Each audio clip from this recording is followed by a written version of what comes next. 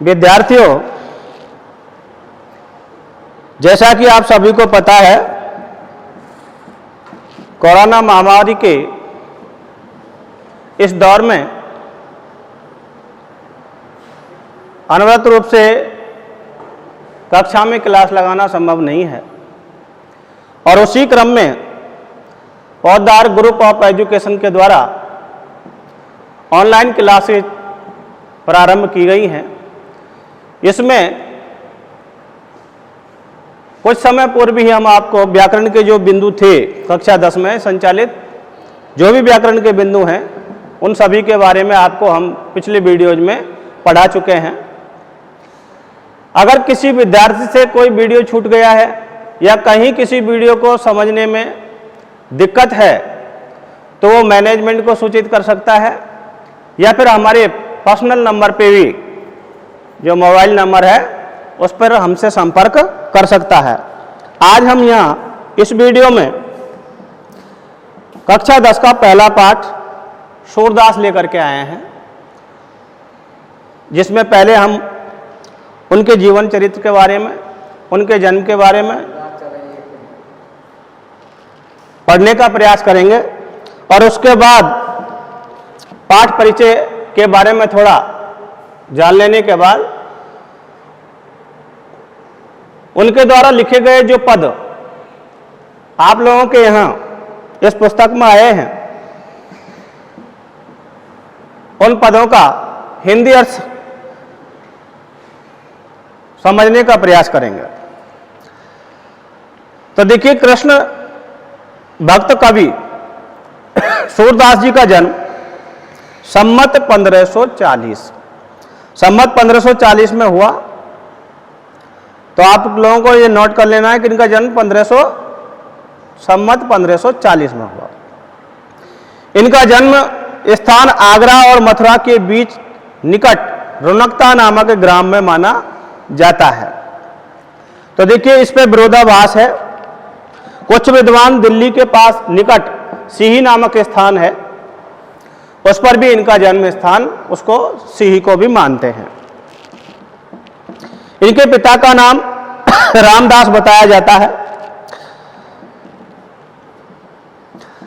वार्ता साहित्य और भक्तमाल के आधार पर ये सारस्वत ब्राह्मण कहे गए, किंतु साहित्य लहरी में एक पद है जिसमें ये पृथ्वीराज के आमात्य तथा राजकवि चंद्रोदय के वंशज ब्रह्म भट्ट मालूम होते हैं।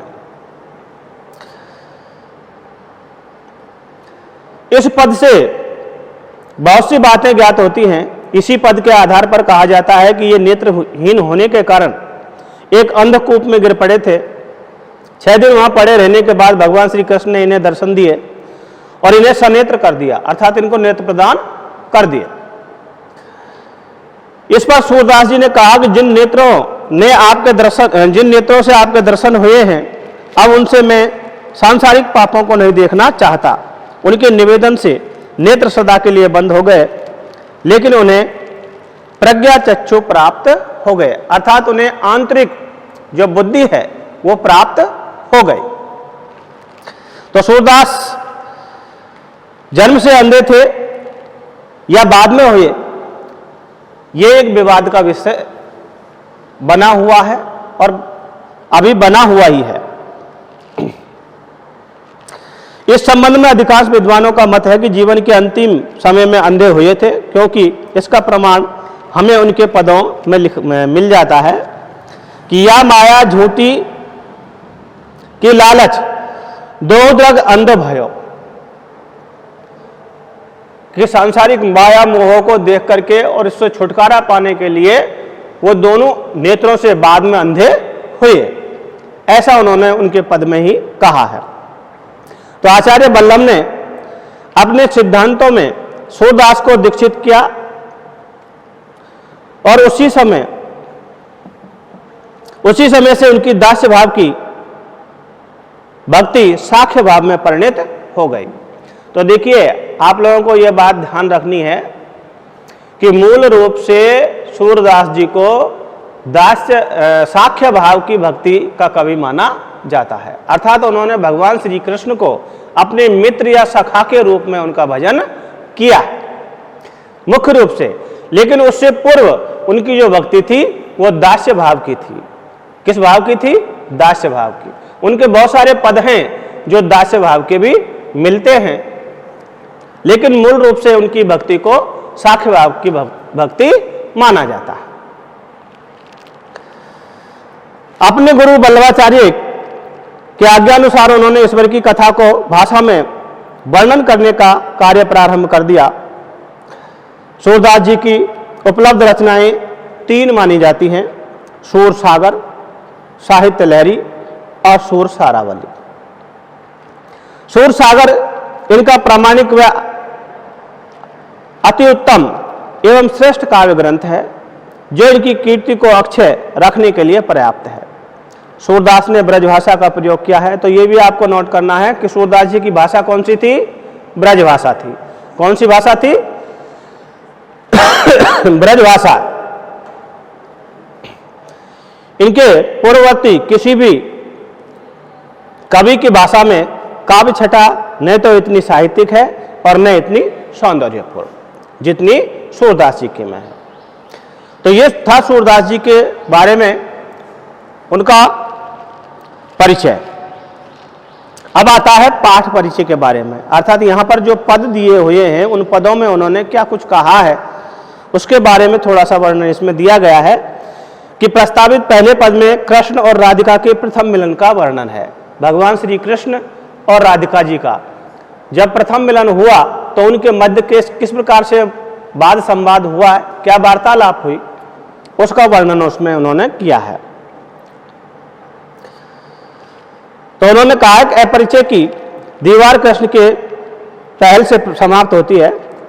राधिका बहुचतुराई से कृष्ण की खूबियों एवं खामियों को ब्याज स्तुति में कह जाती है।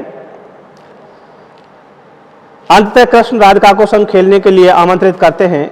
शेष 3 पदों में उद्धव और गोपिकाओं के संवाद हैं। किसके? उद्धव और गोपिकाओं के संवाद हैं कि जो उन्होंने भ्रमर गीत के नाम से एक प्रसंग लिखा है, उस भ्रमर गीत से वो लिए गए हैं।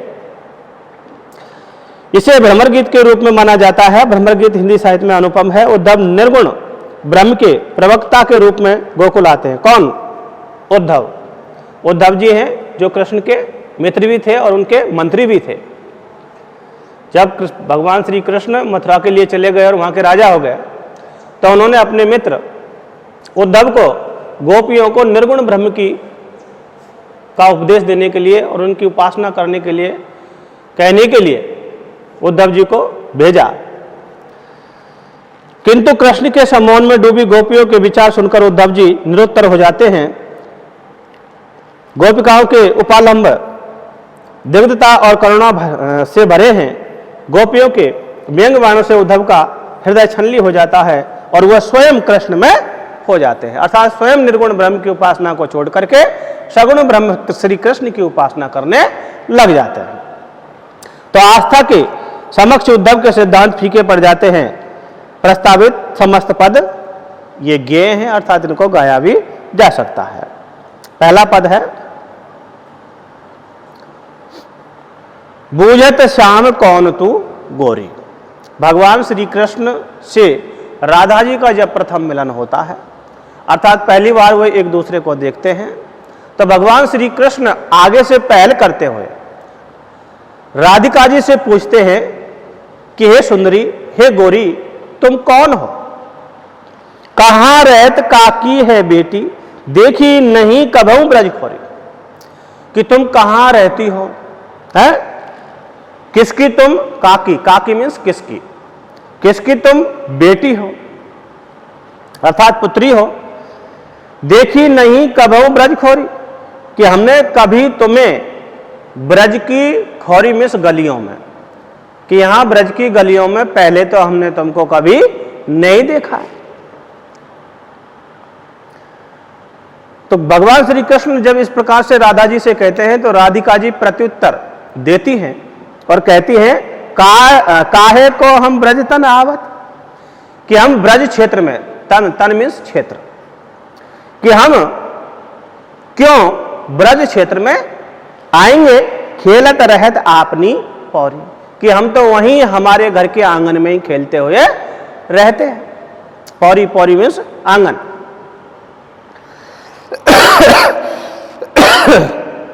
और ऐसा सुनते रहे हैं कि सुनत रहे श्रवणन नंद डोटा, कि हम तो अपने कानों से श्रवण मीन्स कान, कि कानों के द्वारा ऐसा सुनते हुए रहे हैं कि यहां नंद का जो पुत्र है, डोटा, डोटा मीन्स पुत्र, नंद का जो पुत्र है, करत फिरत माखन दधी चोरी, कि यहां दही और दधी, दधी मीन्स दही और माखन, दही और माखन की चोरी करता हुआ रहता है। इस प्रकार से राधिका जी भगवान श्री कृष्ण की कमियां और विशेषताएं दोनों को व्यंग रूप में ब्याज सहित बता देती हैं, अर्थात कुछ गुस्से में इस प्रकार से उनसे कहती हैं। तो भगवान श्री कृष्ण निर्मल वाक्यों में पुनः राधिका जी से कहते हैं कि तुमरो कहा चोर हम ले हैं, कि भला तुम बताओ, मैं ही नंद का पुत्र हूं, तो भला तुम्हारा मैं क्या चुरा लूंगा? है खेलन चलो संग मिल जोरी, कि चलो साथ साथ खेलने चलते हैं, एक साथ खेलेंगे। सूरदास प्रभु रसिक शिरोमणि, सूरदास जी वर्णन करते हैं और कहते हैं कि भगवान श्री कृष्ण हैं, वो तो रसिकों के भी रसिक हैं, अर्थात रसिकों में भी सिरमौर हैं, श्रेष्ठ हैं। बातन भुरई राधिका भोरी, कि भोली राधिका भगवान श्री कृष्ण की बातों में आ जाती है और उनके साथ साथ खेलने को चल देती है। तो इस प्रकार का वर्णन पहले पद में किया गया है। तो देखिए आप लोगों के व्याख्या आती है कक्षा 10 में, व्याख्या आती है, और व्याख्या में आपको भावार्थ आता है, शायद मेरे हिसाब से व्याख्या ने आकर के भावार्थ आता है, नहीं भावार्थ आता है। तो भावार्थ में भाव और अर्थ दोनों को मिलाकर के लिखना है, जिस प्रकार से मैंने इसका हिंदी अर्थ आप लोगों को अभी बताया है, वो भाव और अर्थ दोनों मिलाकर के बताया है। तो इस प्रकार से उसका भावार्थ लिखना है। और अगर से व्याख्या आती है तो व्याख्या में भी आप लोगों को पहले इसका प्रसंग लिखना पड़ेगा। तो लिखना पड़ेगा कि ये पंक्तियां या फिर ये पद हमारी पाठ्यपुस्तक हिंदी के सूरदास नामक पाठ से अवतरित की गई हैं। इसमें भक्त कवि, कृष्ण भक्त कवि सूरदास जी ने भगवान श्री कृष्ण और राधिका के प्रथम मिलन का वर्णन करते हुए इस प्रकार से वर्णन किया है। अब क्या वर्णन किया है वो व्याख्या में भाव और अर्थ मिलाकर के लिखना है।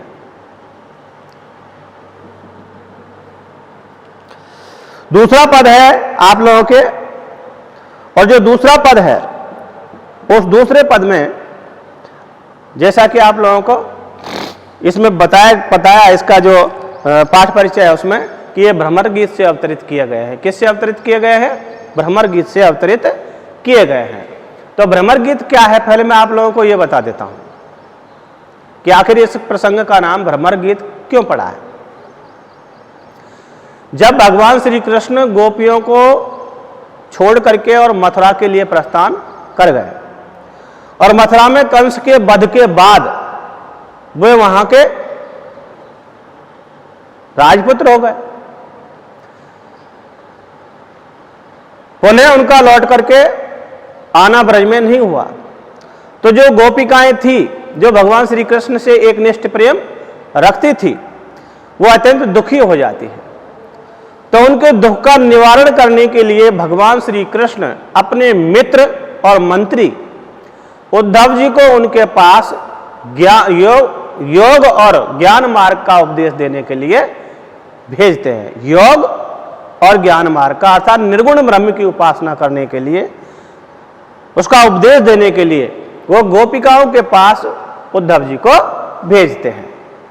जब उद्धव जी ब्रज में आते हैं सजे सजाए रथ में आते हैं। गोपिकाएं उनको कृष्ण जान करके उन्हें चारों तरफ से एकदम से घेर लेती हैं वन क्षेत्र में ही। और वहीं उद्धव जी को देख करके वो और दुखी हो जाती हैं कि कृष्ण लौट करके नहीं आया। उद्धव जी उनको समझाने का प्रयास करते हैं और उन्हें योग तथा ज्ञान मार्ग का उपदेश देने की कोशिश करते हैं। उसी समय कहीं से उड़ता हुआ एक भ्रमर, जिसे अपनी देसी भाषा में हम या हिंदी में उसको भंवरा कहते हैं, वो भ्रमर या भंवरा उड़ता हुआ वहां पर आ जाता है।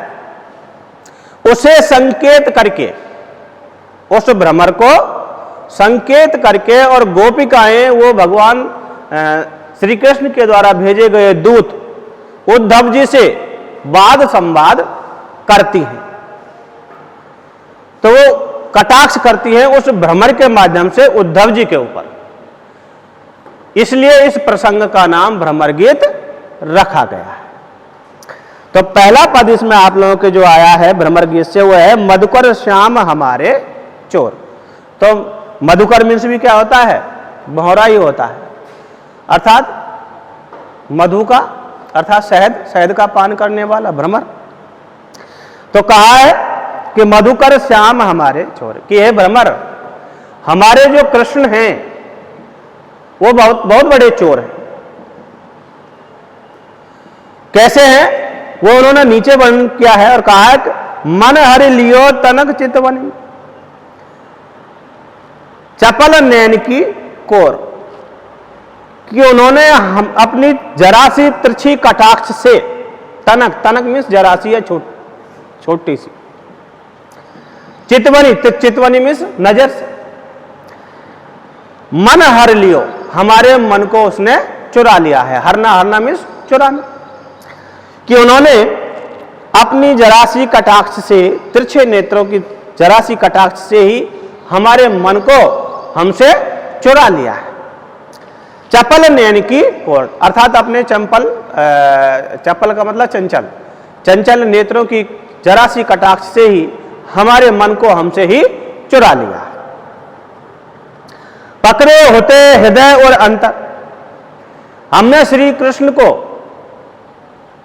बड़ी मुश्किल से पकड़ करके अपने हृदय में धारण किया था। पकड़े होते हृदय और, हृदय में यह और मीन्स क्या है? हृदय के अंदर, अंतर मीन्स अंदर, प्रेम प्रीत के जोर, कि उनसे प्रेम करके और उनसे प्रीति लगा करके ही, उसके दम पर ही हमने उन्हें अपने हृदय के अंदर पकड़ा हुआ था। लेकिन गए छड़ाए तोर सब बंधन, लेकिन वो तो हमसे सभी प्रकार के जो संबंध हैं, बंधन का मतलब क्या? संबंध, बाधाएं, कि जो भी बाधाएं थी अर्थात से वो संबंध थे, उन सभी को तोड़ करके हमसे चले गए हैं। दे गए हंसनी अकोर, कि सिर्फ अपनी मधुर मुस्कान की हंसी रूपी अकोर ही हमें डाल करके चले गए। तो देखिए यहां इसको जब हम व्याख्या करेंगे तो थोड़ा सा इसको के भाव को और खोलेंगे, कि जिस प्रकार से जब किसी जो पशु दूध नहीं देता नहीं, तो उससे दूध निकालने के लिए उसे लोभ दिया जाता है, लालच दिया जाता है, अर्थात उसे आटा वगैरह डाला जाता है, उसको अकौर कहा जाता है। क्या कहा जाता है? अकौर। तो उसका यहां पर वर्णन आया है कि उसी प्रकार से अपनी हंसी रूपी अकौर वो हमें डाल करके गए हैं। चौक परी जागत निस्बीती, दूत मिलो एक भोर। चौक परी जागत निस्बीती, कि जैसे हमने तुम्हें आता हुआ देखा, हम एकदम से तुम्हें देख करके चौंक गई और समझा कृष्ण हमसे मिलने के लिए आए हैं। अब हमारे जीवन में जो अंधकार है वो छट गया है, अर्थात निशा मीन्स रात्रि मीन्स अंधकार है वो समाप्त हो गया है, बीत गया है। दूत मिलो एक भोर, लेकिन यहां तुम्हें देख करके प्रतीत हुआ कि तुम तो उनके द्वारा एक भ्रमर के रूप में भेजे गए दूत हो। सूरदास प्रभु सब रस लूटो, नागर नवल किशोर। आगे वो गोपियां कहती हैं और सूरदास जी उसका वर्णन करते हैं कि भगवान श्री कृष्ण ने तो हमारा सर्वस्व में सब कुछ हमसे लूट लिया है, अर्थात वो चुरा करके ले गए हैं। नागर नवल किशोर, तो नागर नवल किशोर भगवान श्री कृष्ण को कहा गया है, उन्हीं के नामों का वर्णन इसमें किया गया है कि वो हमारा सब कुछ हमसे छीन करके चुरा करके ले गए हैं। अब हमारे पास देने को या चुराने को कुछ भी शेष नहीं रहा है। तो ये वर्णन इसमें किया गया है। अब इसमें आप लोगों के 2 पद और बचे हुए हैं जिनको हम अगले वीडियो में आप लोगों को लेकर के आएंगे, इनका हिंदी अर्थ आप लोगों को सुनाएंगे। Thank you.